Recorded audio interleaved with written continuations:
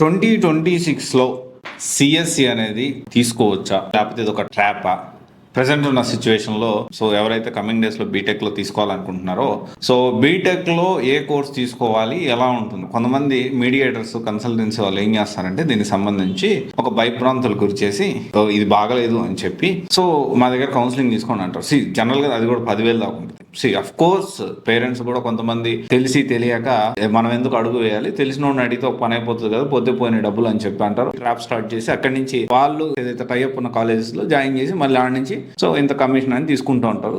General గా ఇది జరిగే ప్రక్రియ. అయితే మన ఇండియాలో, మన భారతదేశంలో మనం మాట్లాడుకుంటే ఇప్పుడు చాలా ఉన్నాయి. Of course it is interest based, పిల్లోడి ఇంట్రెస్ట్ కూడా ఉండాలి.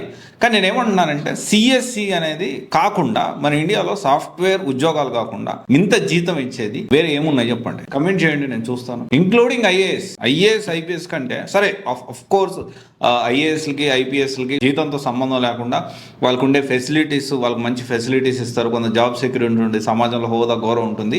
అపార్ట్ ఫ్రమ్ దట్ ఒక ఐఏఎస్కి హైయెస్ట్ జీతం ఎంత తెలుసా? వాళ్ళ మొత్తం కెరియర్లో 2,50,000. వేరియాస్ ఒక మంచిగా సాఫ్ట్వేర్ ఇంజనీర్ కరెక్ట్గా ఫోకస్ చేస్తే there is a possibility ₹1,00,00,000 package తెచ్చుకోవడానికి కూడా విత్ ఇన్ ద షార్ట్ టైంలో అవకాశం ఉంటుంది.